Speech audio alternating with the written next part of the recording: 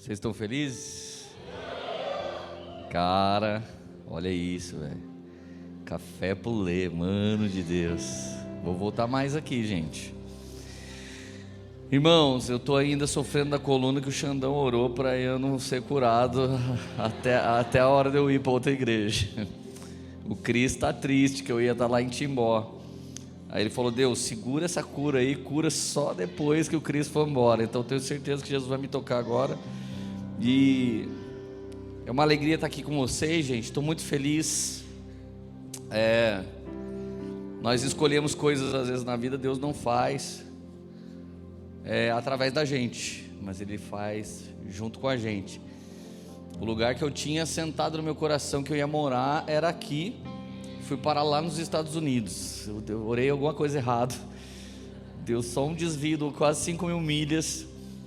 E nos últimos anos eu e o Léo gastamos muito a nossa vida plantando essa igreja.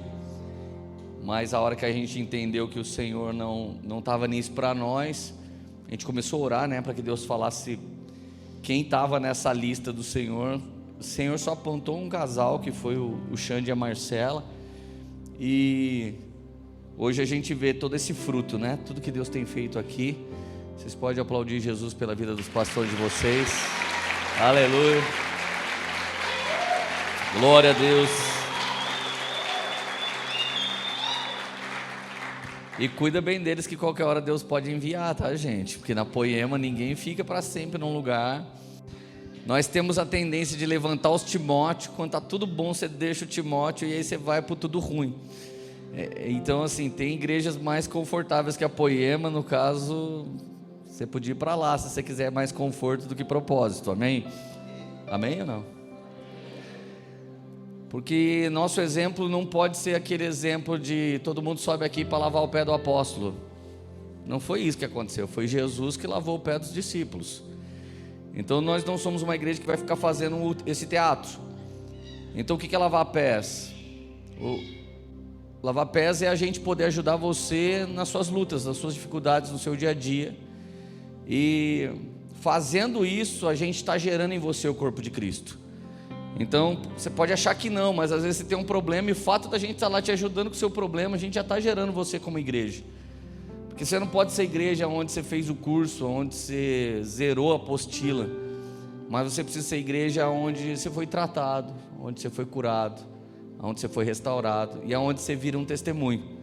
Então, voltar aqui depois de anos e ver tudo que o Senhor está fazendo. Ontem era surreal, cara, a gente vendo o Fire rolar. A Érica olhou para mim e falou: cara de Deus, esses dias tinha 7 pessoas na sala da nossa casa, né? Agora 7 era o número de pessoas, agora já passou de 7 faz tempo o número de igrejas. Isso é muito assustador. Agora, para a gente preservar o coração no lugar que Deus quer, a poda é muito necessário. Então, nesse momento, meu grande desgaste não é liderar pastores, porque nossos pastores são uma benção, são mais de 100. Liderá-los é muito mais fácil do que liderar 350 pessoas em Orlando. Então, aqui a gente está explicando oráculos poderosos da parte de Deus. Vivemos 2 noites surreal. De repente eu desço do púlpito e alguém vem: olê, minha mulher não quer falar comigo, o que eu faço? Aí eu olho e falo: meu Deus, voltamos à estaca zero dos problemas elementares das ovelhas, né? E isso poda, gente. Então a palavra de Deus, ela é muito clara. Quando você dá fruto, Ele poda. E se você não dá fruto, o texto original não diz que Ele corta e te arranca. O texto original diz: Ele levanta você um pouco acima das outras folhagens para pegar sol, na tentativa de que você volte a dar fruto. Mas no fim dos dias Ele corta quem não dá. Então são 2 tempos. Hoje Ele tem misericórdia de quem não frutifica, amanhã Ele traz juízo. Então, em nome de Jesus, aceite 2 coisas: frutificar para o Senhor, e a hora que estiver tudo lindo, maravilhoso, reconheça que isso é dele e deixa Ele levar. Porque senão isso vira um ídolo para nós. O ídolo evangélico não é uma estátua. O ídolo evangélico pode ser o ministério, pode ser o GC, pode ser a música que eu fiz. Então, quando o Senhor nos levou para lá, eu falei: meu Deus, E esses dias nós já andamos por outros lugares, o Senhor já começou a falar de novos lugares. Claro que nós não vamos entrar agora, mas muito provavelmente o Senhor está falando de 5 anos ali na frente. Então eu quero que você saiba uma coisa: hoje você está aqui, Deus está falando de algo ali na frente, mas isso requer passos certos de fé agora, amém? A coisa que eu mais escuto no final de um culto é: eu tenho um chamado para pastor, já faz uns 20 anos. Eu fico pensando, como é que consegue dar um dibre de 20 anos? Eu tenho um dia o cara falou assim para mim: Deus me chamou e falou que eu vou gravar um CD. Eu tive que falar para ele: sinto muito, cara, não tem mais CD, só tem Spotify agora. Você está tão atrasado da sua promessa que o CD já aposentou e você está aí falando que Deus vai fazer. E eu não quero que você fique triste com o que eu estou falando, mas eu quero que você sinta um chacoalho do Espírito dizendo para você: chegou a hora de frutificar, chegou a hora de dar fruto. Agora dar fruto é dar, não é ficar com ele. O fruto não é seu. Eu tenho 3 filhos. A Lília tem 27 anos, ela é minha amiga, me deu 2 netas. Ela fez de mim um vovô. Meu investimento maior hoje em dia é em botox, ácido hialurônico, para tentar parecer que eu não sou vô. A Lília fez isso comigo, cuidei tão bem dela. O que ela fez?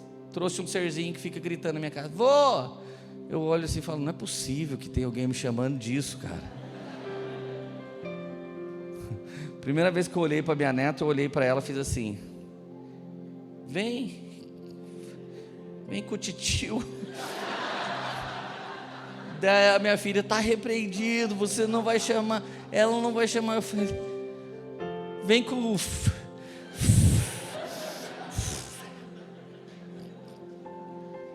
Mano, foi péssimo. Mas a Lília não é minha, a Lília é do Gustavo. E ele cuida tão bem dela que ela já me deu 2 netas. Agora a Radassa está começando a deixar de ser minha. Já veio aqui na conferência, já saiu com os irmãos aqui, já era influeiro de Curitiba. A Radassa, ela vira influeiro da igreja que ela está na mesma hora. Já 12 anos, já está saindo de perto da gente. O Mumu está lá: eu vou amar vocês para o resto da vida. Está lá mentindo para a gente. Seus filhos não são seus. E se você tentar fazer eles ser seus, eles nunca vão ser de ninguém. E aí eles vão ter problema no casamento. Porque se ele for embora: eu sou da minha mãe, ela não vai ser do marido, não vai ser da esposa. Então nós estamos aqui gerando coisas, frutos e pessoas, e nada disso é nosso. E quanto mais bem gerado a gente gerar, menos isso e esses precisam da gente. E eles serão tão bem sucedidos que nós faremos parte da história deles. E se formos bem sucedidos, vai acontecer como a Lilian. A Lilian é minha amiga. É muito legal a Lilian ir na minha casa, trazer uma coisa para a gente comer, beber, bater na porta de casa. Eu falo: o que é? Vim para a gente ter um tempo junto. Se você for um pai bem sucedido, seu filho vai te visitar para um momento de alegria e comunhão. Mas se esse relacionamento não for bem sucedido, pode ser que isso não aconteça. Então, como líderes, como homens e mulheres de Deus, vamos liderar a nossa vida como quem presta conta ao Senhor. Vamos liderar as pessoas como gostaríamos de ser liderado por homens de Deus. E depois vamos enviá-los para viver coisas ainda mais altas e mais poderosas do que as coisas que eu vivi, em nome de Jesus, amém? Então, muito antes de mim, o Xande e a Marcela fazem um sucesso ainda maior. Então esse é o êxito de um ministério bem sucedido. E eu espero que Deus cumpra isso na vida de todos nós que estamos aqui hoje, em nome de Jesus, amém? Põe a mão no seu coração e fala: Jesus, fala comigo hoje. Venha sobre mim com o espírito de revelação. Diga isso a Ele. Traz sobre nós o querer e o efetuar. Me ajuda a aplicar pessoalmente essa palavra. E me ajude a aplicar de maneira corporativa. Eu quero ser um com minha esposa, com meu marido, com a minha família. Eu quero ser o corpo de Cristo. E eu quero ser usado poderosamente para a glória do Teu santo nome, em nome de Jesus, amém. Quantos estavam aqui de manhã? Deixa eu ver sua mão erguida. Muito bom, por causa de vocês eu vou pregar outra mensagem, amém? Porque porque eu gosto de honrar pessoas que têm muita fome. Então, quem não veio de manhã, desculpa aí, dançou. Você falou para alguém que a palavra foi boa e agora é outra. Romanos 15:15. Eu conheci inúmeros homens de Deus que protegiam muito o lugar secreto, inúmeros homens de Deus zelosos com o poder de Deus, mas eu percebia nesses homens que eles não amavam pessoas tanto quanto eles amavam Jesus. E é difícil detectar um defeito em pessoas tão zelosas com a presença. Eu amo esses homens, não estou falando mal dele, tanto é que eu não vou falar o nome de quem que eu estou falando. Mas eu vi inúmeros homens e mulheres que protegiam o secreto, a presença de Deus. Quando eles chegavam num lugar, a glória de Deus vinha, mas a gente saía do evento, via um mendigo na rua, ninguém tinha coragem de pregar para ele. Aí eu ia lá e eu era anormal, já grudava o mendigo, queria levar ele para dentro. Alguém falava, não, mas ele não pagou a inscrição. Eu falava, nossa cara, eu vou matar esses irmãos que estão falando isso comigo. Aí eu pagava a inscrição do mendigo, colocava ele para dentro, ele ficava 1 hora mais ou menos, daqui a pouco ele saía fora. Mas eu não sei porque eu fazia isso, eu fazia de maneira intuitiva, não fazia isso de maneira teológica, doutrinária. Eu não conhecia nas escrituras o versículo que me respaldava para isso. Então, conforme o tempo foi passando, estudando a Bíblia, buscando Jesus, Romanos 15:15, Paulo diz assim: a respeito de alguns assuntos eu lhes escrevi com toda franqueza, principalmente para fazê-los lembrar-se novamente deles, por causa da graça que Deus me deu, de ser um ministro de Cristo para os gentios, com o dever sacerdotal de proclamar o evangelho de Deus, para que os gentios se tornem uma oferta aceitável a Deus, santificada pelo Espírito Santo. Pregar o evangelho para pessoas, segundo Paulo, é um dever sacerdotal, não é uma escolha. Você nunca vai ouvir falar que a Poema tem um evento de evangelismo essa semana, pega aqui 1000 folhetos e sai para a rua para entregar. Nunca. Eu voltava de baladas quando eu não era de Jesus, mas eu já era evangelizado. Eu só não era salvo, mas eu já estava ouvindo o evangelho. Eu me lembro que um dia eu estava vindo de uma balada, eu estava tão mais feio do que eu sou, que o cara olhou para mim assim, ele veio dando folheto, Jesus te ama, Jesus te ama. Quando ele olhou para mim, ele baixou assim, e falei, mano, vem aqui agora. Ele, vem aqui. Aqui, ele o quê? Evangeliza eu. Aí ele falou, o quê? Me dá esse folheto com fé e prega para mim que Jesus é poderoso. Daí ele, mano, você é louco. Eu falei, isso é frouxo. E você não é crente não. Falei, quando eu for crente, eu não vou ser que nem você, porque eu não vou ter medo de ninguém como eu. Porque se Jesus mudou a sua vida e eu necessito disso, você tinha que ser mais doido do que eu. Aí ele já começou a chorar. Foi nesse dia que eu desevangelizei um crente. Mas tinha mais conteúdo de evangelismo dentro de mim do que na atitude religiosa dele. Irmão, presta atenção. Você consegue olhar para alguém e pensar que ele pode morrer aquela semana, e você consegue ir embora sem falar nada de Jesus para ele? Se você consegue, você não é crente, você não crê, você não é convertido. Basta eu olhar para alguém que dá um contorcimento já no meu coração. Eu lembro que um dia caiu uma faca no meu pé, fui parar no hospital. Cheguei no hospital, estou esperando lá para olhar o pé. Tinha uma freira com a cara arrebentada na minha frente. Eu olhei para a freira, meu coração foi tomado de compaixão. Daqui a pouco eu abracei a freira, eu orei por ela. A freira começou a chorar. Na hora que a freira terminou de chorar, meu pé já estava melhor. E aí eu falei, Jesus, nunca mais derruba faca no meu pé, só manda eu ir lá no hospital que eu já vou. Mas isso é uma decisão. Algum crente podia decidir nesse dia, ai, o diabo está se levantando, como Deus permite a faca cair no meu pé. Eu cheguei lá e decidi uma coisa. Aquela freirinha era tão fofinha, gente, ela era tão bonitinha, que eu falei assim, cara, não é possível, o diabo é sacana, arrebentou com a cara da freira. Eu falei, o diabo é muito sujo. Eu falei, preciso amar a vida dela. Meu problema se tornou insignificante perto do problema daquela senhora que me trouxe compaixão. Cara, já aconteceu de estar na Praça da Sé, entrar no metrô, olhar para um senhor e falar boa tarde o diabo que te carregue, Deus o livre esse lugar. Eu falei, meu Deus, 10 milhões de pessoas para você escolher, você escolhe o cara mais triste da vida para falar boa tarde. A hora que ele falou isso, eu falei, não, cara, é possível, eu vou perseguir esse cara agora, ele vai ter que pular do metrô. Por que eu faço isso? Porque eu não acredito que a salvação já está destinada para todas as pessoas. Se eu acreditar, eu vou correr atrás dos meus milhões e que se dane, o próprio Espírito faz a obra. Não, eu acredito que se alguém te encontrou e você tem um chamado mais alto de Deus, pode ser que essa pessoa seja transformada para sempre, não por causa de você, mas por causa daquilo que você carrega. Eu acredito que você sai de casa e pode mudar a vida de alguém, tanto para o bem quanto para o mal. E um dia eu li isso. Paulo falou, eu tenho o dever sacerdotal de ser um ministro do evangelho para gentios.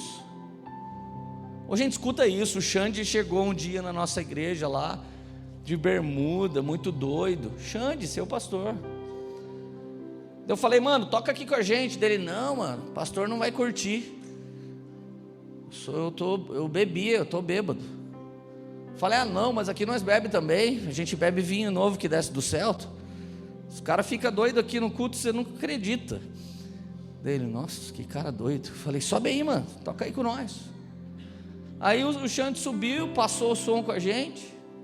Chegou a hora do culto, ele foi descer. Eu falei, fica aí, mano. Dele, mano, você é doido. O pastor não vai gostar. Falei, o pastor dessa igreja é muito legal. Na terceira música, a gente estava nesse mover que estava aqui agora. A presença de Deus pegou o Xande. Ele caiu no meio dos pedais ali. Quando ele levantou, ele não estava nem bêbado e ele nem queria mais voltar para o mundo. Essa história é linda, mas os pastores não vão viver a história assim. Porque o lugar que você está pisando é santo. Os caras falam que aqui é o altar sou eu, a Bíblia diz. É cada bagunça, é cada manipulação. É uma história linda, mas as pessoas não vão viver, porque tem que ter coragem. Coragem do quê? De ser macho? Não, tem que ter coragem de crer na Bíblia. E um dia eu entendi, Deus não me chamou para pregar para crente, Deus me chamou para pregar para quem nunca ouviu o Evangelho. Então o dever sacerdotal de ganhar os gentios para Jesus, para que eles sejam santificados pelo Espírito Santo. Anos depois, essa história do seu pastor. Quantos pastores a mais nós podíamos ter se nós tivéssemos olhado pelos olhos do Espírito, pelos olhos da fé e não pelo julgamento? Nós poderíamos ter muito mais homens e mulheres de Deus. E ele não ficou convertidaço instantaneamente, ele deu trabalho por mais alguns 15 anos. Brincadeira, agora ele não dá mais trabalho não. De uma semana para cá está tudo bem, graças a Deus.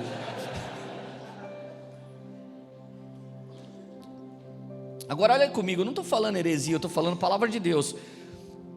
As igrejas cada vez mais têm ministérios. A igreja tem ministério de dança, a igreja tem o ministério do jiu-jitsu, a igreja tem o ministério de olhar carros, ministério de olhar carros.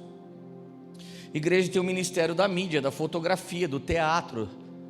A igreja hoje tem milhares de ministérios, mas a igreja de Atos dos Apóstolos só tinha 2 ministérios. O primeiro deles, e elementar e inegociável, era o que eu vou ler agora para você. O segundo era o ministério de edificação. Todos os outros ministérios, tirando esse, é para edificar o corpo convertido, mas esse é para gerar o corpo. 2 Coríntios capítulo 5, versículo 18. Tudo isso provém de Deus, que nos reconciliou, repete comigo, reconciliou, consigo mesmo por meio de Cristo Jesus, e nos deu o ministério da reconciliação. Repete comigo, ministério da reconciliação. Ou seja, que Deus em Cristo estava reconciliando, repete por favor, reconciliando consigo o mundo, não levando em conta os pecados dos homens, e nos confiou a mensagem da reconciliação. Por favor, mensagem da reconciliação.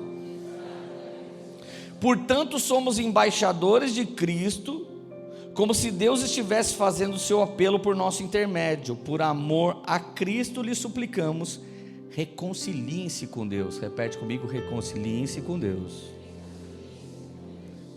Em 3 versículos, você escuta Paulo falando: reconciliou o ministério da reconciliação, reconciliando, mensagem da reconciliação, reconcilie-se com Deus. Em 3 versículos, 5 vezes Paulo está falando sobre o ministério da reconciliação.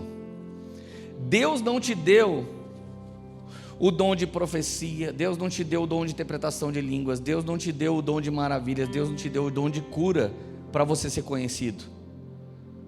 Todos esses dons Deus te deu para você reconciliar pessoas com Cristo. O único dom que Deus te deu para você usar com você mesmo é o dom de línguas.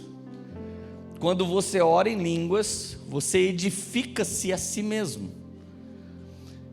Quando você está orando em línguas, o Espírito está se alimentando dentro de você e você está crescendo espiritualmente. Tirando os outros 8 dons seu, é para mim. É para você cuidar de mim, para me ajudar os irmãos ao seu redor.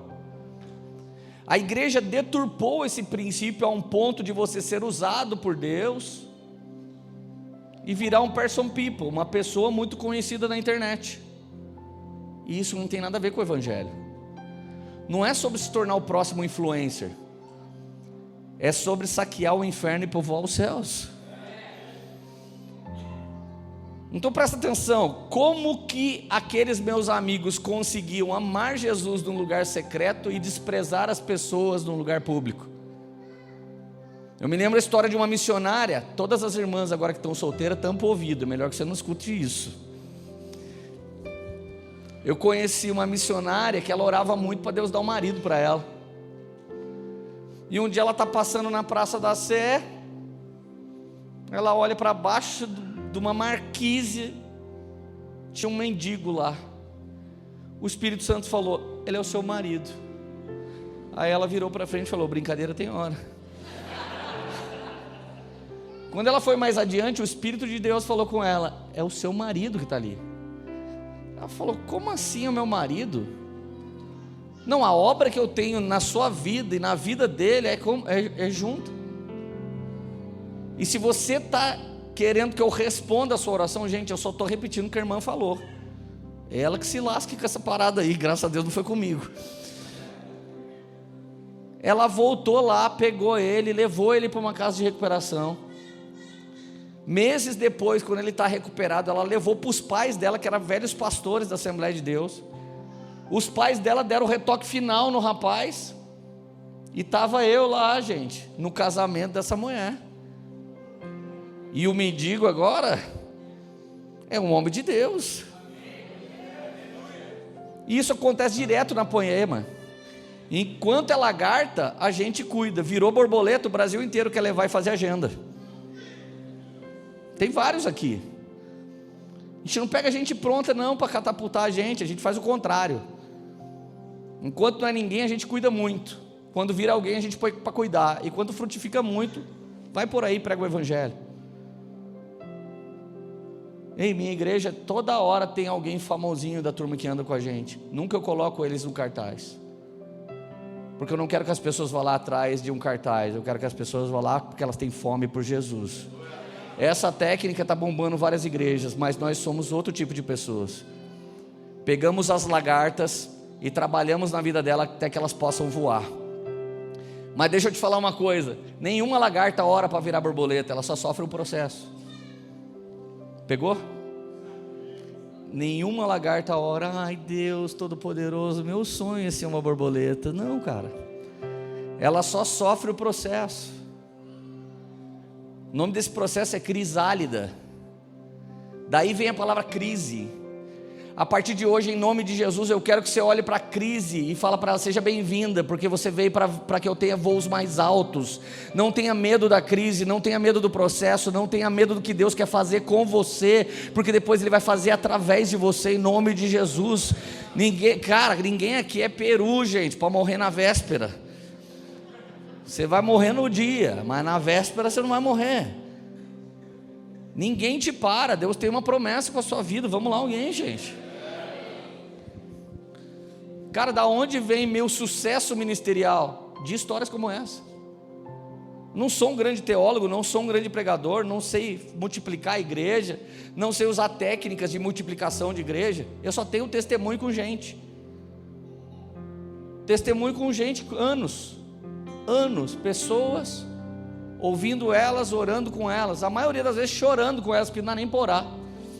O povo chega com tanto problema que você fala: Deus, que parte da Bíblia eu posso usar para mudar ela? Chorai com os que choram. A maioria dos casos não tem nem jeito. Mas hoje a gente está cumprindo a outra parte do mesmo versículo, se alegrando com os que se alegram. Tem vários aqui que nós já choramos com você algum dia, agora a gente está aqui se alegrando, se divertindo. Por quê? Porque Jesus é poderoso para cumprir aquilo que Ele tem conosco. Você ainda está feliz? Lucas 10:30. Olha essa história, nunca mais você vai ver ela do mesmo jeito. Que história emocionante, que história maravilhosa, que história confrontante, que história intrigante. Isso aqui devia ser uma série inteira do Netflix. Em resposta disso, Jesus disse: um homem descia de Jerusalém para Jericó quando caiu nas mãos de assaltantes. Repete comigo: um homem, assaltantes.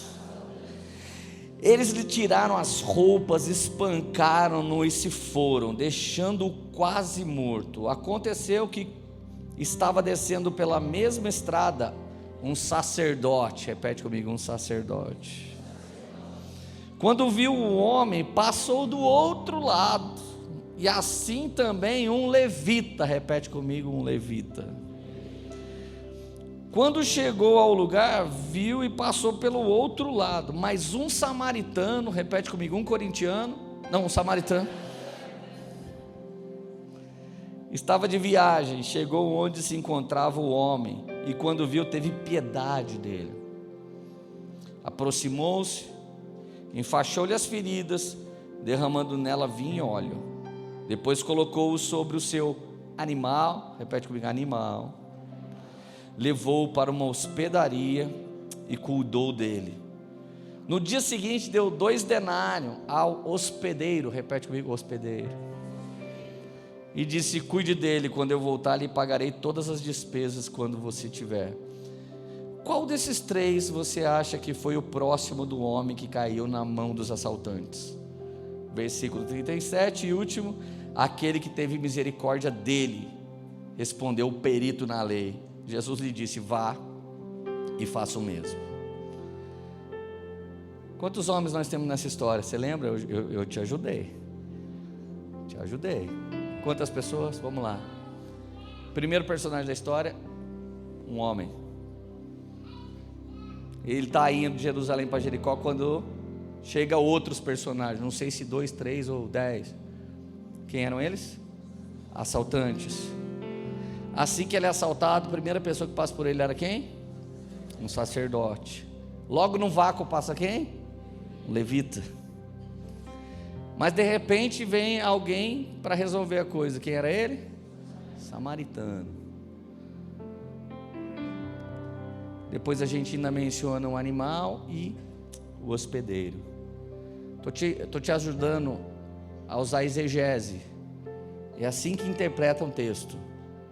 Começa a isolar os elementos, pensa neles um por um, continua cavando mais, e lê outra vez, e lê outra vez, e lê outra vez, e lê bastante. É por isso que alguém faz uma pregação num texto que você já leu e vê coisa que você nunca viu, você passa muito rápido.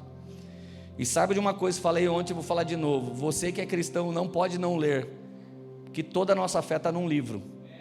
Se você não gosta de ler, você não é crente. Não leia fofoca, não leia livro qualquer, leia só a Bíblia, se você não gosta de ler. Mas aprenda a gostar de ler a Bíblia, porque toda a nossa fé está escrita num livro, amém?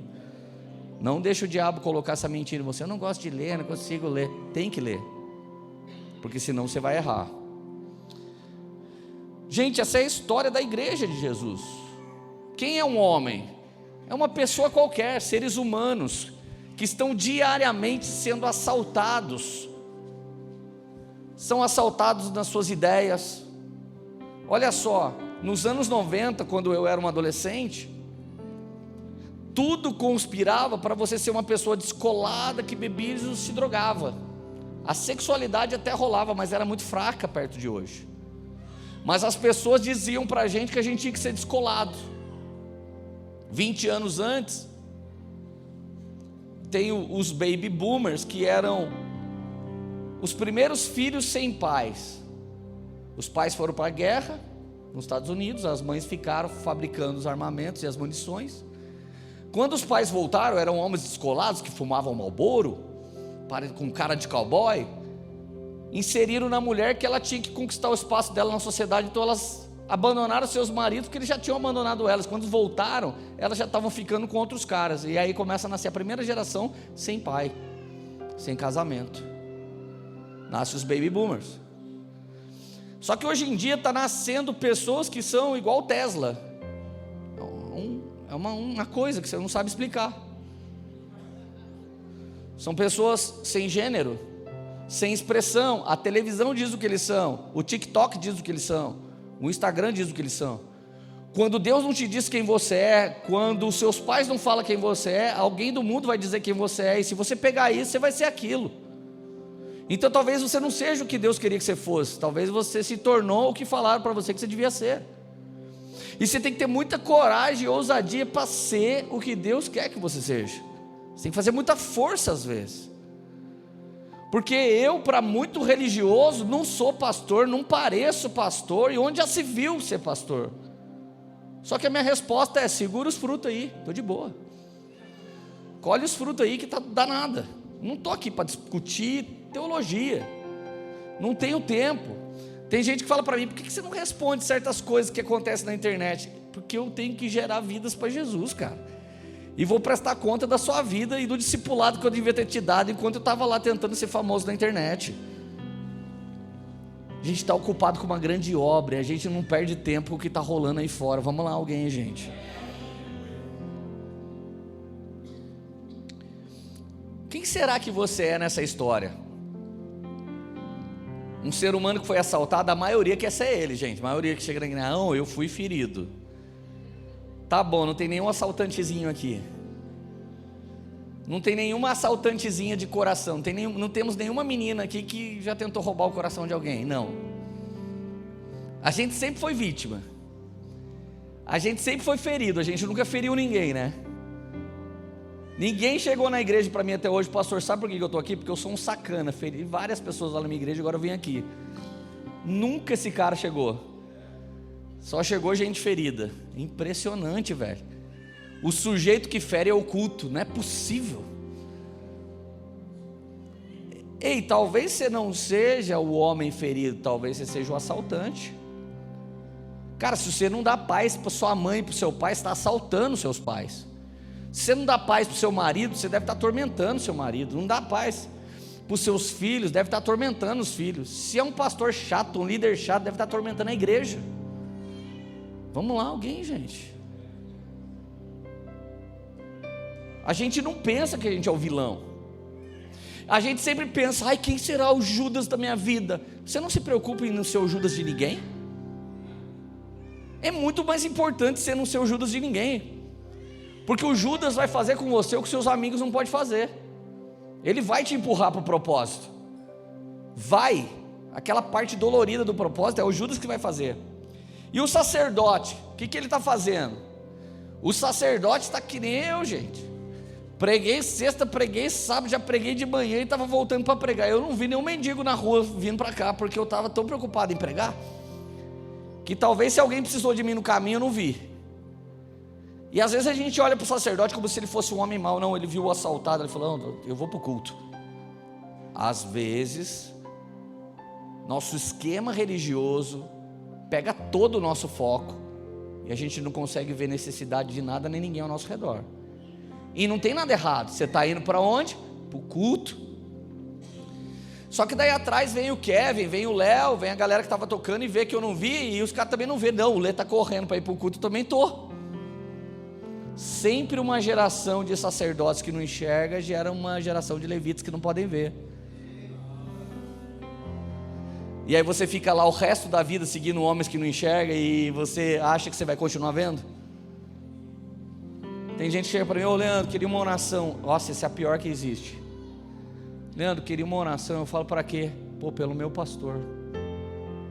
Tá com dor na coluna também? Não, cara, não tá vendo o que Deus quer. Gente, deixa eu lembrar uma coisa para você. A Bíblia diz no Salmo 133 que o óleo escorre. A Bíblia não diz que o óleo sobe. Não adianta você orar para Deus transformar o seu pastor se ele se perdeu. É melhor você orar para Deus pegar ele, para ver se ele volta a ter temor, do que você orar para ele se converter. Como assim? Não está escorrendo mais, sai debaixo daquilo, porque a confusão está descendo sobre sua vida. Então até aqui, gente, nós temos o homem lá ainda caído. Eis que está lá, um corpo estendido no chão, como diria o profeta Silvio Luiz. Sacerdote, o levita, daí vem um bom samaritano. Gente, eu brinquei de corintiano, porque se você fosse judeu, seria a mesma coisa de olhar para um corintiano quando você não torce para o Corinthians. É a mesma coisa para você olhar para o time rival. Você é coxa, olha lá para o Atlético. Você acha mesmo que um cara lá, do Atlético, vai fazer uma obra de Deus melhor do que eu? Estou falando de rivalidade. Você que ama teologia, e você é sinergista, então você olha para o monergista e fala assim, não sei não, dificilmente uma igreja dessa é de Deus. Nós temos a tendência de falar isso. O samaritano significa o homem que não se espera. Quem não deveria fazer o certo está lá fazendo. E o sacerdote ainda está orgulhoso. Eu não sou samaritano, eu não sou qualquer pessoa, eu sou povo de Deus. E o levita, tadinho, ele é aprendiz do que veio no início. Então ele está indo, não, eu estou junto com o meu pastor. Uma só fé, uma só visão, um só pastor. Cuidado, hein? A Bíblia diz para você respeitar os seus pastores se eles estão em Cristo Jesus. E se eles não estão? Pode ser um abuso religioso. Toma cuidado, pelo amor de Deus, com isso. Então o sacerdote, ele está tão programado para fazer a prática religiosa dele, e o levita é aprendiz disso, que quando surge uma coisa que não se espera, vem uma reação que se espera. Gente, quando você vai levar o seu filho para a igreja, você não espera que na hora de sair ele caia e arrebenta a boca antes de ir para o culto. Porque se ele cair e arrebentar a boca antes de ir para o culto, você vai para o hospital e não vai para o culto. Então o A, vou acordar, arrumar as crianças e ir para o culto. O B é onde é o culto. E o C? O C é a caca que ele fez porque não te obedece. E mudou toda a história. E agora, você vai se lamentar? Quanto mais rápido você resolve, mais rápido você volta para o propósito que você tinha inicial. Agora nós temos tido emoção, nós temos tido saúde emocional tão fraca que quando vem um elemento inesperado, tá louco, eu estou orando, essa droga acontece. Só porque eu comecei na igreja. Gente, um dia uma irmã chegou para mim, primeiro culto, primeiro GC na casa dela foi lindo, segundo foi maravilhoso, terceiro alguém que se converteu, no quarto ela me ligou, não volta mais aqui, porque desde que você começou a orar, o diabo começou a fazer retaliação na minha casa. Falei, quem falou? Uma crente evangélica aqui que eu conheço. Gente, cuidado com os crentes que gostam mais do diabo do que de Jesus. Eles sempre têm uma complicação para toda solução que você fala. Eu falei, ô irmã, o diabo morava aí. Cada semana que eu fui vindo, ele foi saindo. E aí a hora que você viu ele para fora, você ficou apavorada. Não tem figas no mundo espiritual. Figas, diabo, não mexe com você, não mexe comigo. Não tem. Não tem pix. Satanás pix. Não mexo mais com você, não vou mais na igreja, não falo mais nada de Jesus, não, você não mexe comigo. Irmão, deixa eu te lembrar uma coisa. Ou você está pondo o diabo para dentro da sua casa, ou você está pondo ele para fora da sua casa. Não tem outra coisa para estar fazendo com ele. Ou ele está entrando mais na sua vida porque você está dando brecha, ou ele está saindo mais da sua vida porque você está santificando e fechando as brechas. Não tem campo neutro. Ou você está pondo ele para correr, ou você está correndo dele. Vamos lá. Aleluia. Fala, ainda bem que eu vim.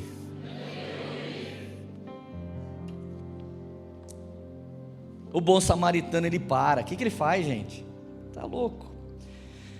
Teve piedade. Primeiro sentimento do bom samaritano, piedade. Você que é um crente bobinho, no lugar de piedade, sabe o que você tem? Dó.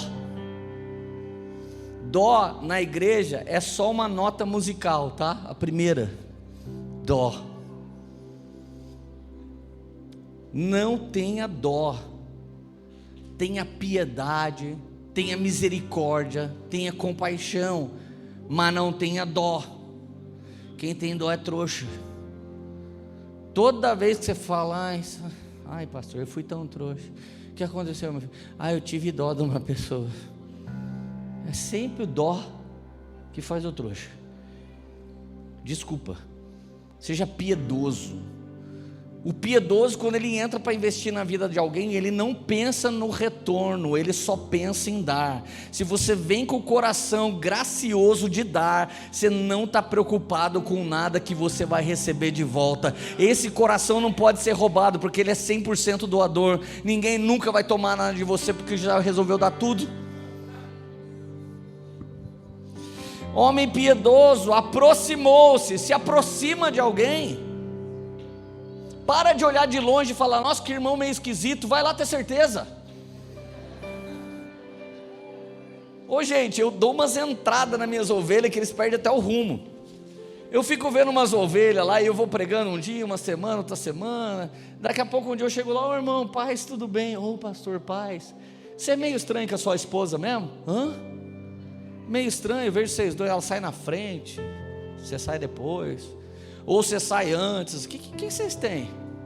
É que eu vejo de longe, parece estranho. Vim ver de perto se é tudo isso mesmo, um pouco menos. Não pastor, se der uma gaguejada, irmão, é estranho. Não, sabe que é? Irmão, você que é estranho, a gente sabe que você é estranho, mas a gente não sabe o porquê. Mas quando você confessa, aí a gente passa a ter mais misericórdia. Eu lembro que um dia uns caras foram num GC de um discípulo meu, que era o cara que começou a cuidar do Xandão no início. O irmão era estranho, e a noiva dele era muito estranha, e a família dele era a mais estranha da igreja.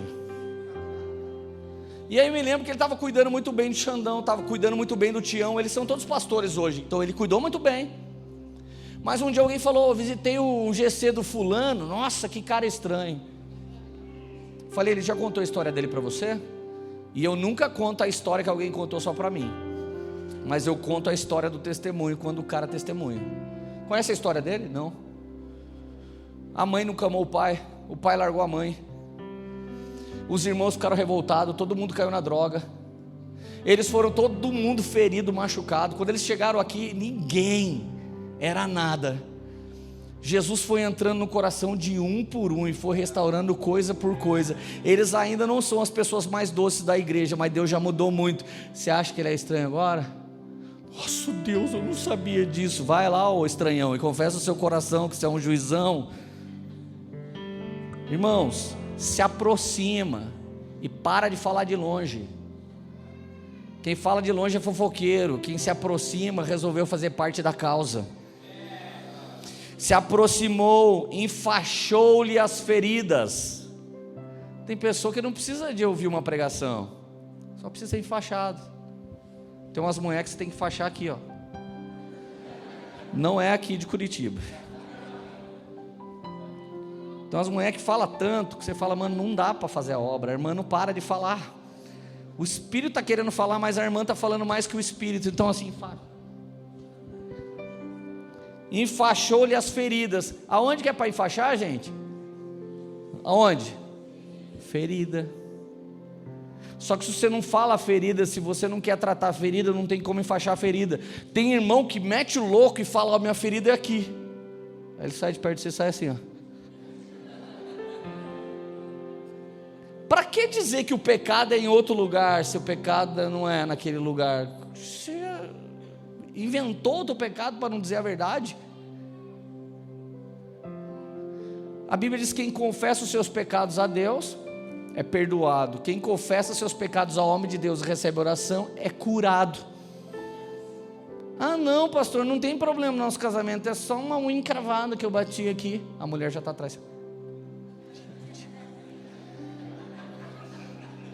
Gente, eu lembro que um dia eu fui exortar meu pai. É difícil exortar o próprio pai, né? E o Zé Barreto, então, meu pai é o pai do Pablo Marçal, né? Então vocês imaginam, o cara é brabo, né? Meu pai brabaço lá, e Deus falou para eu assim, né? Corrige uma coisinha. Eu falei, meu Deus do céu, eu prefiro bater no Marçal do que no meu pai. Aí eu fui lá, pai, Jesus mandou eu falar isso. A minha mãe atrás assim, intercedendo, velho. E eu tentando fingir que minha mãe não estava lá atrás. Ô, gente, tem uns irmãos que não ajudam. Jesus resolveu pegar o vaso que está rachado. Você quer o vaso que está restaurado? Fica quieto, gente. Ajuda nós. Minha mãe, aleluia, é Deus, é Deus. Eu falei, mano, gente, tenta imaginar a cena. Meu pai assim, ó. Minha mãe, mano, foi um dos piores dias da minha vida, cara. Me mande exortar o Lula, mas não mande exortar meu pai. Misericórdia, gente. Ele olha, aproxima, se enfaixa a ferida, coloca na ferida o quê? Vinho e óleo. Isso é o que faz a presença do Espírito Santo. Ele carrega vinho e carrega óleo. Óleo que cura, vinho que traz alegria de volta. O óleo que representa a unção do Espírito Santo e o vinho que representa a alegria do Espírito Santo. Ele tem aquilo que te cura e ele tem aquilo que te levanta. Ele tem aquilo que vai lá dentro e ele tem aquilo que dá a propulsão para ficar de pé aqui fora. Não é qualquer pessoa que tem óleo e vinho. Ele tem que ter muita intimidade. E ele coloca o homem sobre o seu animal. Sabe quem representa o animal? Primeiro, nós somos representados por um animalzinho na Bíblia, a ovelha. Diversas vezes animais estão tipificando o serviço de pessoas simples. O animal do bom samaritano representa aquele staff que você nunca vê na igreja, mas se não é eles, não tem culto. Tem dia que você passa por esses irmãos de cinza e você nem consegue ver, mas eles estão lá sorrindo na porta quando você chega, te dando uma balinha, ajudando você a estacionar o carro, cuidando do seu filho. Tem uns filhos que não recebem educação em casa, a gente vem aqui para ser maltratado pelos filhos que não receberam educação. Já pensou nisso? Porque a criança não tem culpa de ser quem ela é. Se tem alguma culpa numa criança, é dos pais. Dos pais que não educaram, dos pais que não cuidaram, dos pais que não dão não, dos pais que não ensinam nunca. Então de repente, cara, um dia uma criança olhou para mim, oi pastor, tudo bem? Minha mãe falou que você é idiota. Aí a mãe falou, não filho, sangue de Jesus, a mãe não falou isso. Falou sim pastor, minha mãe falou que você é idiota. Cara de Deus, essa criança, cara, eu queria ordenar ela profeta, teve coragem de falar na cara. Falei, deve ser Natan o nome, né? Falou na cara, é Natan. Irmãos, você já abraçou um Steph? Você já semeou uma semente na vida dele? Eu venho de longe pregar, um monte de irmão me abraça. Ai, Lê, você é uma benção, eu vejo poema nele. E as pessoas que te servem todo domingo? Todo domingo. Você chega aqui na hora do culto, daqui a pouco você está olhando no relógio assim, nossa, o culto não acaba, o cara não para de pregar. E esses irmãos que chegaram uma hora antes, vão embora uma hora depois. Alguns deles vão de ônibus, quando tem grana para ir. Você sabe que o animal do bom samaritano é às vezes como a gente trata muitos servos de Deus na igreja. Ele é só um burro de carga, mas ele tem galardão no reino de Deus. Foi no lombo dele que Deus carregou muitos feridos, muitos machucados. O Senhor, e eu vou dizer mais, tá? Toda vez que eu olho um staff cheio do Espírito Santo numa das conferências impressionantes que eu estou vivendo, eu olho no olho deles e dou uma semente para eles e falo assim, ó, a Bíblia diz que quem dá um copo de água para um profeta, na qualidade de profeta, recebe um galardão de profeta. Entenda uma coisa, uma conferência só existe, tem um homem lá pregando lá em cima, se existir inúmeros staffs para que essa conferência exista. Se Deus usou aquele cara com poder e autoridade, o mesmo galardão é seu. E vos digo mais, hein? A responsabilidade não é igual. Limpar um banheiro, Deus não vai te cobrar o mesmo que Ele cobra de um mestre das Escrituras que sobe no púlpito. Então se vocês desejam lugares mais altos, segundo o conceito do que é lugar mais alto, esses lugares na verdade são muito mais baixos. E a prestação de conta é ainda maior. Você lembra de Sodoma e Gomorra? O Senhor um dia olhou para Betsaida e Corazim e disse assim: ai de ti, Betsaida, ai de ti, Corazim. Se Sodoma e Gomorra tivesse visto os milagres que você viu, ela não seria condenada, ela se converteria. Quem é Betsaida e Corazim? Homens que viram milagres de Jesus e perderam o temor. Quem é Sodoma e Gomorra? O movimento LGBT.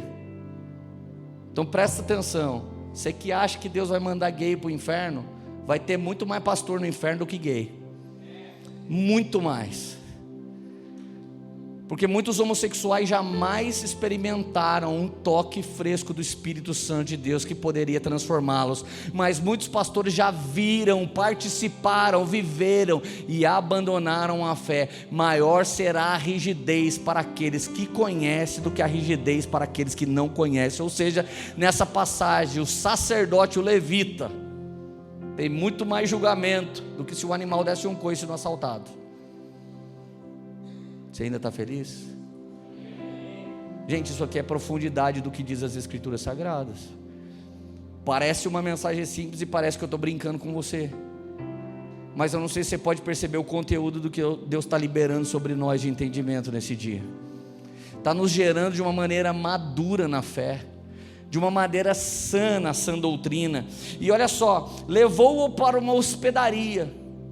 Hospedaria significa casa pública para recepção de estranhos. Eu estou num hotel aqui por 5 dias, e cara, ninguém perguntou que time que eu torço, ninguém perguntou a minha opção sexual, ninguém perguntou minha religião, nem meu time. Cheguei lá, queria me hospedar. Ah, tudo bem, me dá aqui seu documento. Dei o documento, estou lá de boa. Não sei se tem pecadores, se tem bruxos, feiticeiros, pastores convertidos. Eu estou num hotel.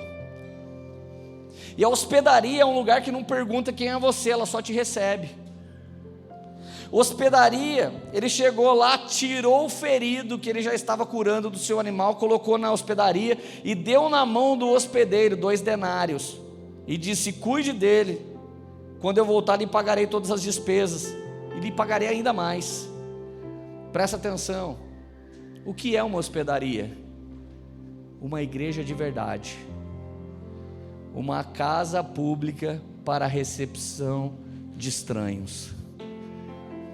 O que é igreja de verdade? Uma casa que não julga quem entra, mas uma casa que continua o tratamento, que o bom samaritano já fez os primeiros socorros, o próprio Espírito trouxe essas pessoas para o nosso meio. O que nós devemos fazer? Vamos cuidar deles. E olha que louco, 2 denários é dinheiro equivalente de 2 dias, mas como o Salmo 90 verso 4 e 2 Pedro 3,8 diz que um dia para Deus é como 1.000 anos, 2 denários significa por 2.000 anos aproximadamente, o Senhor vai bancar a igreja dele, para que a gente trate os feridos, os oprimidos, os machucados, até que ele venha. E a promessa de galardão é: e quando eu voltar, lhes pagarei ainda mais. Você sabe que eu, Xandão, o Léo, nós nunca vamos nos rebaixar, né? A gente nunca vai virar empresário, a gente nunca vai sair candidato a prefeito, vereador, presidente. O Senhor chamou a gente para ser o líder da hospedaria. É a maior profissão que existe no planeta. Você não tem nome, as pessoas te chamam de pastor, e o pastor dos pastores convence pessoas, salva pessoas, derrama o sangue na vida delas, transforma elas e traz até aqui e fala para a gente: cuida, pega esse dinheiro e eu vos darei ainda mais quando eu voltar. Então quando um pastor nosso resolve ser outra coisa, eu falo: mano, parou, você entendeu errado.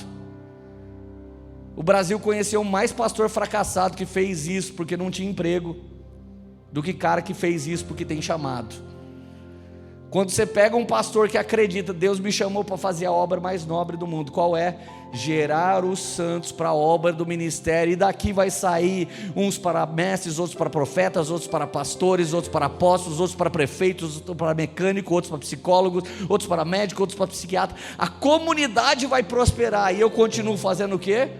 Derramando óleo e vinho e dando pão, até que venha o pastor dos pastores pegar essa igreja e levar para ela, para casar com ele, e ele vai estar com ela para todo sempre. O que é uma poema? Uma hospedaria. E se alguém pregar algo diferente disso, ele não é pastor no nosso meio. Agora, quem é você nessa história? Bom samaritano? O agente inesperado? O assaltante? Dá tempo de você se converter. O assaltado? Dá tempo de você ser curado. Talvez tenha alguém aqui que foi sacerdote, você aprendeu a fazer religião de outro jeito, e agora você está aqui falando assim: meu Deus, que Bíblia que eu lia, que seita que eu vivia, que evangelho que eu estava lendo. Não se preocupa, sempre há espaço, e talvez você foi ferido pela religião, e por mais que você pensava estar de pé como sacerdote, você foi assaltado.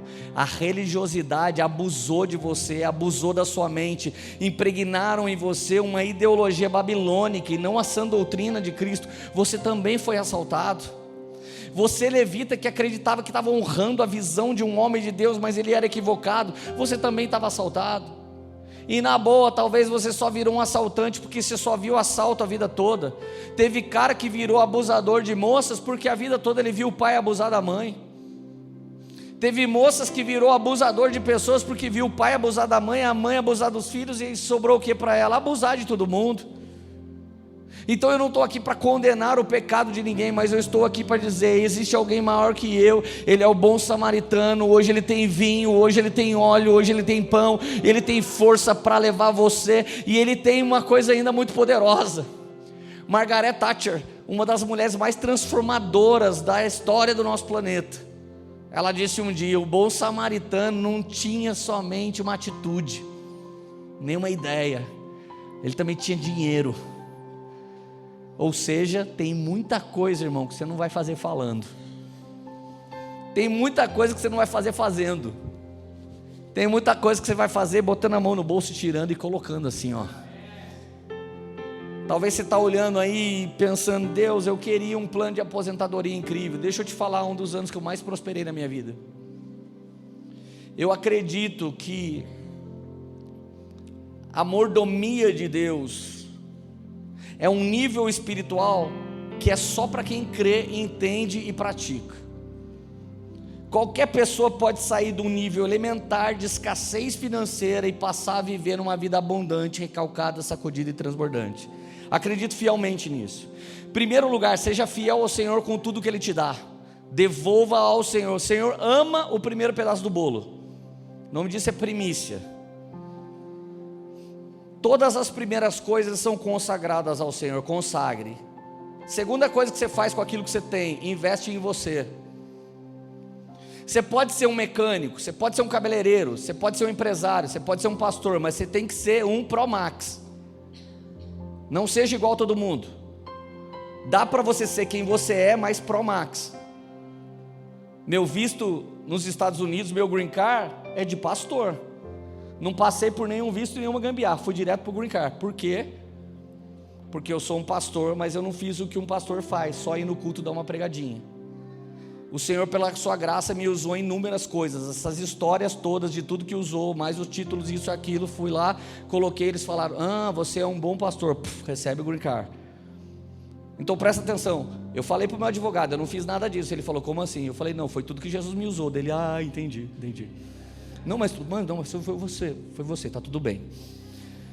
Mas eu lembrei o meu advogado, eu só fiz isso porque o Espírito Santo habita em mim. Mas ele falou: mas você fez. Então presta atenção, você pode ser um irmão simples, mas você não pode ser simplista. Aumente seu valor e sua complexidade em Jesus. Seu equity vai aumentar, você vai ser o fulano, mas com valor agregado. Então o que acontece? Investe em conhecimento e crescimento pessoal, é seu segundo investimento. Seu dinheiro, suas posses, é para você crescer na graça e no conhecimento. A terceira coisa que você faz: investe na vida do próximo. Ache uma terra fértil que vai transformar a sua vida para sempre. Escuta, um dos anos que eu mais prosperei financeiramente na vida, eu estava olhando no púlpito, pregando. De repente eu vi um menino lá no meio, o Senhor falou para mim: eu vou mandar ele para o sertão, ele vai ser missionário no sertão. Eu continuava a pregação, olhava para lá, ele vai ser missionário no sertão. E eu olhava de novo, eu vou levar ele para ser missionário no sertão. Eu falei, quer que eu profetize agora? Ele falou, não, espera para você ver o que eu vou fazer. O Senhor falou 5 vezes que queria ser missionário no sertão. Eu desci a escada, ele veio para mim. Deus me revelou uma coisa enquanto você pregava hoje. Eu vou ser missionário no sertão. Deus falou, fala para ele como é que ele vai ser missionário. Eu falei, como que é? Você vai pagar a passagem dele de ida, você vai pagar a passagem dele quando voltar, e você vai pagar o salário dele todos os meses que ele estiver me servindo no sertão. Assim eu vou prosperar ele e vou prosperar você. Aí eu cheguei pro cara e falei, mano, vamos começar esse treinamento amanhã? Ele falou, como assim? Não é só ir pro sertão, você não vai saber o que fazer. Vamos começar as primeiras obras em Taubaté, e a hora que tiver ok, você vai. Demorou. Procura as viúvas da igreja, perceba qual delas precisa de ajuda. Procura os órfãos da igreja, perceba qual deles precisa de ajuda.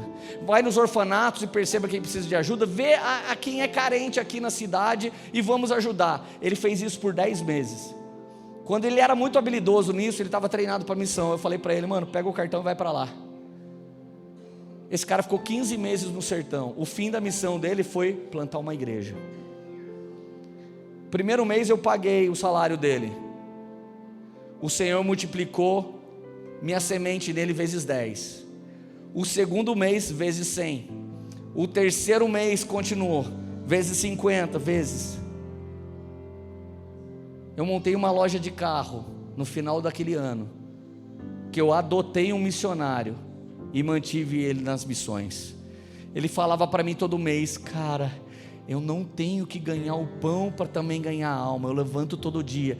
Eu não dava tanto dinheiro para ele assim, ele repartiu o dinheiro dele com mais um monte de gente. Eu não dava assim R$100, tá gente, pelo amor de Deus, não seja miserável. Não vem com essa história de cesta básica, isso não é coisa de poema, a gente só semeia cesta top.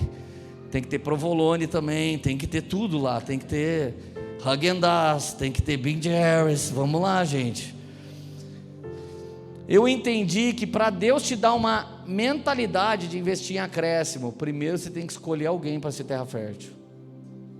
Então as 4 modalidades da minha mordomia: primeiro eu honro o Senhor com todas as coisas, depois eu gasto tudo que eu posso comigo e minha casa, equipando todo mundo, depois eu invisto pesado na vida do próximo, e depois eu invisto em acréscimo. Eu orava para Deus me dar direção em como multiplicar meu dinheiro. Isso aqui não tinha a ver com a pregação, mas eu estou liberando essa palavra sobre alguém que tem o coração certo, mas não sabe como prosperar. Você precisa crescer. Diversas vezes eu cheguei numa igreja como pastor só para pregar. Daqui a pouco eu estava ajudando o jurídico da igreja, estava cuidando da diaconia da igreja, estava cuidando do louvor da igreja, estava ensinando leis eclesiásticas do nosso país para com a igreja. Cheguei a abrir uma empresa para ajudar a igreja a se tornar ministério constitucionalizado. Por quê? Porque era um equity.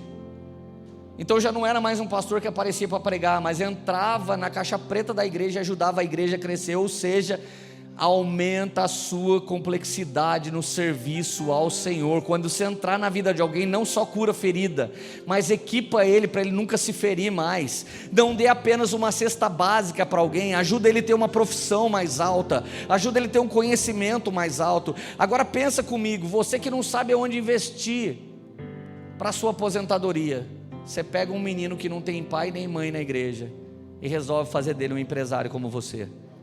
O que você acha que você vai colher na vida? Imagina você pagar a universidade que você tem para alguém que não tem dinheiro para fazer.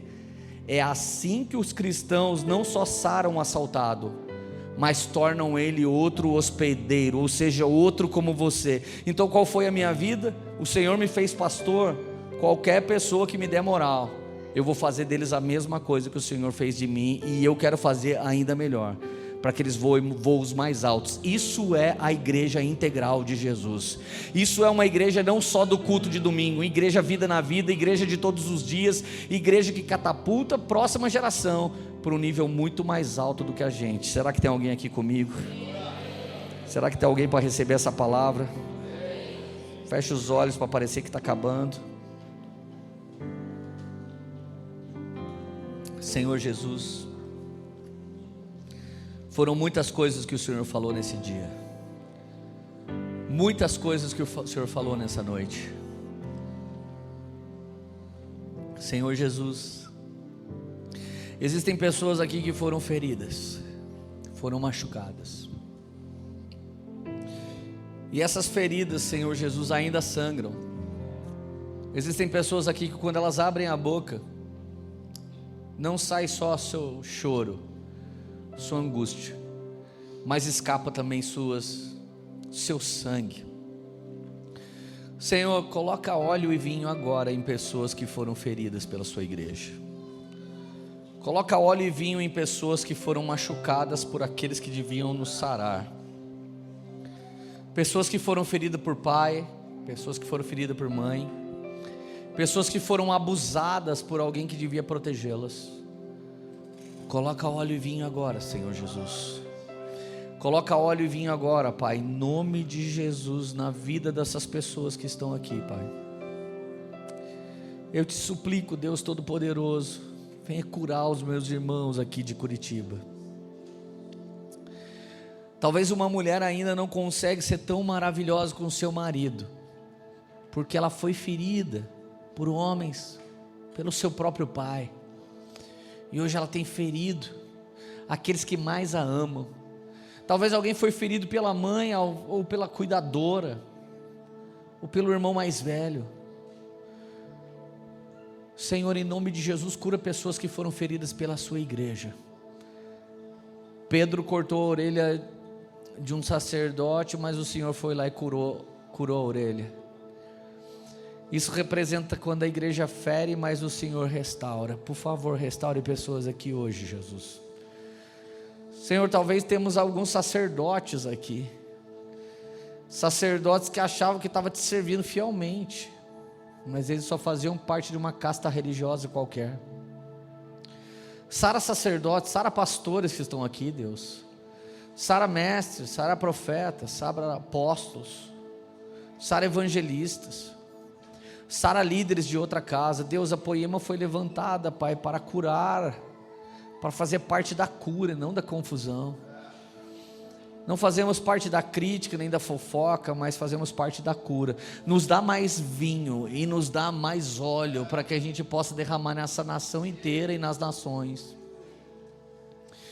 Espírito Santo, talvez alguém aqui nem sabia até hoje, mas ele se tornou um assaltante de tanta maldade e iniquidade que ele viveu, que haja agora uma conversão genuína, de alguém que assaltava para alguém que faz parte da cura, de alguém que violentava e agora faz parte da restauração. Pai, no nome de Jesus, tenha misericórdia de homens e mulheres que andaram errante outrora, mas nessa hora eles estão decididos a viver uma vida santa com o Senhor. Pai, no nome de Jesus, eu te suplico agora, homens que um dia já sonharam em ser hospedeiro, já sonharam em ser líder da hospedaria, mas viram um sistema medíocre, podre, religioso, que está travestido de igreja, mas na verdade é Babilônia. Na verdade esse sistema é egípcio. Caia por terra agora toda essa maldade e ativa de novo o sonho de levitas e sacerdotes aqui, de te servir fielmente, não numa Poema, Deus, mas numa igreja verdadeira. Eu sei que não somos os únicos, e nos preserva naquilo que somos verdadeiro, e nos ensina naquilo que ainda não sabemos, naquilo que somos imaturo.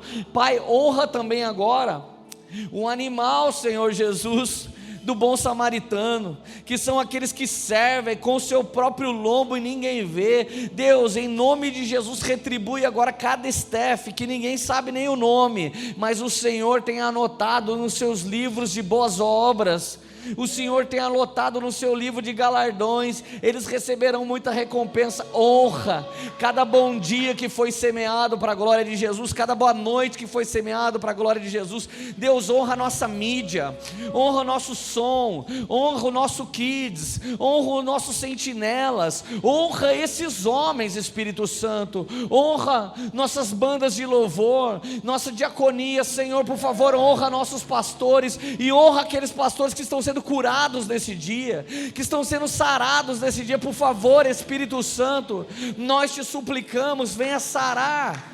Senhor, venha jorrar vinho e óleo nessa casa, venha jorrar vinho e óleo na Poema e na nossa família espiritual. Por favor, Deus, venha curar pessoas aqui, Senhor, venha levantar novos bons samaritanos, homens que têm autoridade, ousadia, audácia, gastam o seu dinheiro com a hospedaria, gastam o seu vinho com os feridos, gastam o seu óleo com os feridos, bota esses caras em cima dos animais e ainda leva para o lugar certo, para a hora certa, para viver as coisas certas. Por favor, Pai, em nome de Jesus, levanta uma hospedaria saudável, faz de Curitiba hospedaria de verdade, faz de Curitiba uma casa pública para recepção de estranhos, não para que eles continuem estranhos, mas para que eles se tornem família com a gente, família espiritual, para que eles se tornem junto com a gente uma família para o Pai, para que eles se tornem junto com a gente a noiva para Jesus Cristo, para que eles se tornem junto com a gente um templo para o Espírito Santo. Vem, Espírito Santo, vem, vem, vem, vem mais um pouco e nos dá óleo, e nos dá vinho, e nos dá pão, e libera os seus rios de águas vivas, e libera o teu fogo santo, Jesus. Vem tratar feridas, vem tratar assaltantes, venha converter sacerdotes, venha avivar os levitas, venha incendiar os bons samaritanos, venha levantar os animais cada vez mais fortes e robustos. Vem Espírito, vem Espírito, nos batiza com um batismo de amor, Pai. Essa palavra não pode ser vivida sem um batismo de amor, Pai. Nós não amamos simplesmente um mendigo, nós precisamos de um batismo de amor. Batiza com amor essa igreja, Jesus. Batiza com amor pelo Senhor, com amor pelo próximo. Batiza, vem, vem Espírito Santo, vem.